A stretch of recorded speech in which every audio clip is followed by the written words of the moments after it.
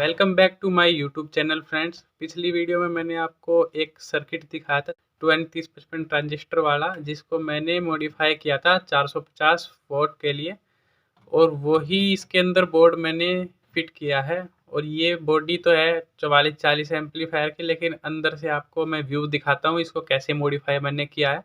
और कुछ भाइयों की कमेंट आ रही थी कि उसकी टेस्टिंग करें बोर्ड की, तो इसमें मैं आपको टेस्टिंग भी दिखाऊंगा। तो जिस भाई ने चैनल को सब्सक्राइब नहीं किया वो चैनल को सब्सक्राइब कर ले और बेल आइकन प्रेस कर देना। वीडियो अच्छी लगे तो लाइक करना और शेयर जरूर करें फ्रेंड्स।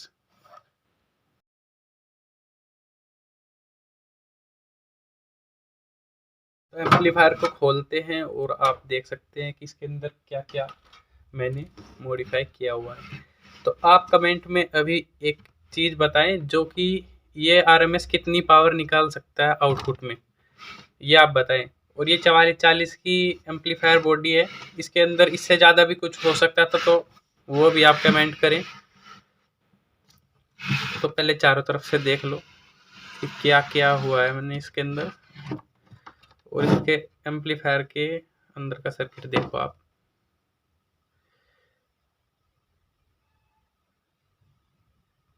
दोस्तों आप यहाँ पे देख सकते हैं कि ये वही बोर्ड है, बस मैंने यहाँ पे ये चेंज कर दिया है। यहाँ पे TIP 41C और 42C लगाए थे, वहाँ पे मैंने VDA 140 और 39 लगा दिया। क्यों?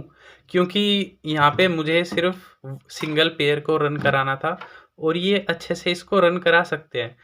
तो वो मैंने 450 वोट ट्रू RMS का बनाया था, लेकिन मुझे यहाँ पे इतनी सी बॉडी के अंदर वो 450 वाट RMS के लिए वो यहाँ पे वेस्ट रहते। और एक दिक्कत और आ रही थी फ्रेंड्स उनको लगाने के बाद, जो कि कम बिल्कुल 0.5 वॉल्यूम होती है ना फ्रेंड्स, तो वहाँ पे अगर हम साउंड रखते थे तो जो झनकार थी वो थोड़ी फटी फटी सी अनक्लियर आ रही थी।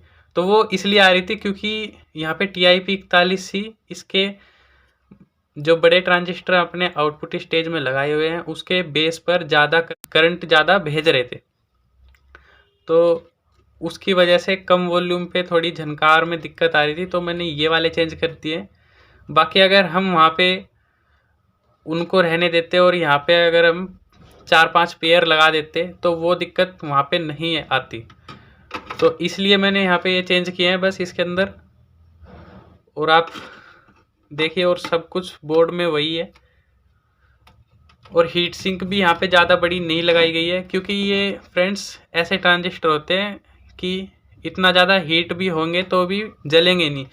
इतनी काफ़ी है इसके लिए हीट सिंक, इससे बड़ी भी लगा सकते हैं, पर इसमें मैंने इसको 4 घंटे लगातार बजा के देखा था फ्रेंड्स। आपको पता है होली अभी चली गई है, तो होली पे मैंने इसको बजाया था। और दोस्तों मैं एक चीज़ और दिखाऊं आपको। ये वाला ट्रांजिस्टर मैंने इसीलिए लगाया क्योंकि यहाँ पे मैंने हाई वोल्टेज की है। अभी मैं आपको सारा कुछ बताऊंगा कि आप 12012 पे ये बोर्ड ना चलाएं, बिल्कुल भी मत चलाना। और 18018 भी इसके लिए नहीं बना है। जो आप 3055 पे चलाते हैं तो 3055 ट्रांजिस्टर ही वीक होते हैं, तो वो इतनी वोल्टेज नहीं सह पाते हैं, तो इसलिए उन पे इतना कम वोल्टेज का ट्रांसफार्मर लगाया जाता है।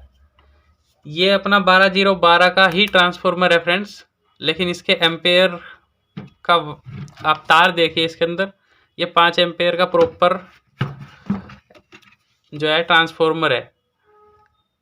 अब फ्रेंड्स बात आती है कि ये 12012 पे ये बोर्ड 5 एम्पेयर इससे नहीं ले पाता पूरा, क्योंकि आपको पता है सिंगल पेयर सिर्फ 2 एम्पेयर उसको दो तो अच्छा से चल जाता है। तो इसलिए मैंने इसकी बीच वाली लूप छोड़ के और दोनों लूप पे कितनी वोल्टेज आ रही है ये मैं आपको दिखाता हूँ। तो ध्यान दें दोस्तों, यहाँ पे 200 वोल्ट AC पे मैंने इसको लगाया और ट्रांसफॉर्मर से मैंने इसको पावर दे दी। तो अब इसको AC वोल्टेज आपको मैं दिखाता हूँ चेक करके। ये ग्राउंड पे रखा और ये AC वोल्टेज है, यहाँ 26 वोल्ट आ रही है, तो 26 मान सकते हैं आप इसको, क्योंकि मैंने सिंगल ही इसको दिया है पावर। और अब DC में आपको चेक कराऊँ तो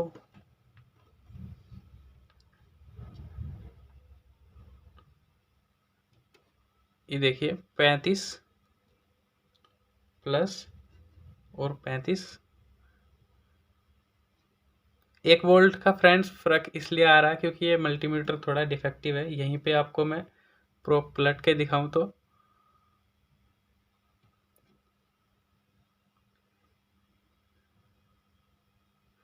इधर भी 35.7 आ रहा है, तो थोड़ा बहुत फ़र्क चल जाता है। मान लीजिए आप 35.035 ही इस पे डीसी आ रही है और इस सिंगल पेयर मैंने 35.035 पे चलाया हुआ है। कोशिश करें कि आप भी 25.025 का अरेंजमेंट यहाँ पे कर पाएँ, जिससे कि आपको आउटपुट में पावर पूरी मिलती है। तो वो कैसे मिलती है वो मैं आपको समझा देता हूँ। दोस्तों कभी भी यहाँ पे डीसी जो बनती है ना, वो हमारी हाई वोल्टेज बन जाती है, लेकिन ट्रांसफार्मर की ही वोल्टेज रहती है वो। मतलब ये कहने का है, जब ये लोड पे चलेगा तो यहाँ पे डीसी में भी 25.025 या 26.026 हो जाता है डाउन होके। तो जो ट्रांसफार्मर की वोल्टेज होती है वही यहाँ पे रहती है। तो मान लीजिए 25.025 है, तो कुछ वोल्टेज ये भी खाता है फ्रेंड्स, ट्रांजिस्टर से जो होके गुजरती है ना वोल्टेज, तो ट्रांजिस्टर हीट के कारण वो वोल्टेज ड्रॉप होती है यहाँ पे। तो 20.020 आउटपुट पे मुझे इसमें मिल रहा है पूरा, तो 20 मल्टीप्लाई बाय 20 और इसको भाग करेंगे ना 4 ओम पे, ये देखिए 100 वाट प्रॉपर देता है और दे रहा है फ्रेंड्स। मैंने इसको चेक किया है और आपको अभी चेक भी करके दिखाऊंगा। दोस्तों मेरे पास अभी 8 इंची के 2 वूफर हैं, एक 50 वाट और दूसरा भी 50 वाट, क्योंकि 90-17 मैग्नेट इसके अंदर लगी हुई है दोनों के अंदर। तो ये 100 वाट मिलके हो जा रहा है पूरा, और इस एम्पलीफायर को मैंने इस पे लगा दिया है। दोस्तों देखिए एक ग्राउंड पे है और एक आउटपुट पे है, और ये दोनों वूफर जो है ये 2 ओम पे ये लगा रखे हैं मैंने इस पे। तो 4 ओम का एक वूफर है, तो पैरेलली कनेक्ट कर रखे हैं, तो 2 ओम पे ये 100 वाट लेगा। तो देखते हैं अब कितनी वोल्टेज इसकी जाती है।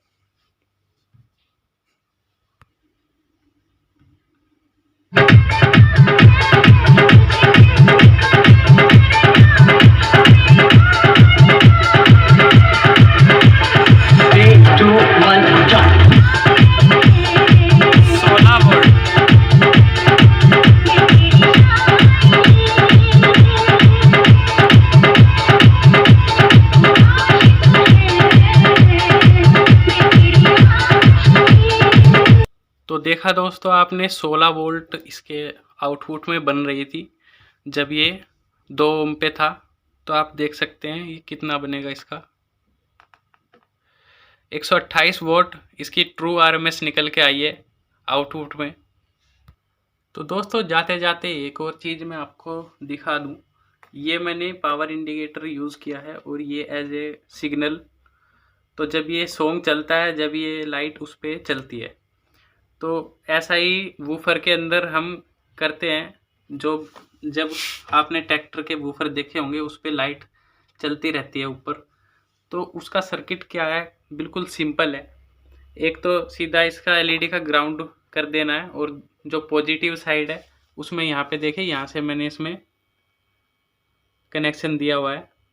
ये आउटपुट से 1K की रेजिस्टेंस निकाल के और एक डायोड लगा के जब पॉजिटिव साइड दे दी है, तो उससे हमारी एलईडी ग्लो कर जाती है। इसमें मैंने डबल रेजिस्टेंस लगाई हुई है क्योंकि ये थोड़ी बड़ी एलईडी है, तो इसको करंट ज़्यादा चाहिए होता है। तो फ्रेंड्स वीडियो अच्छी लगी है तो लाइक करना, बुरी लगे तो डिसलाइक करना, और जो मेरे नए भाई है चैनल पे वो मेरे चैनल को सब्सक्राइब कर लें। और मिलते हैं अगली वीडियो में, तब तक के लिए बाय बाय।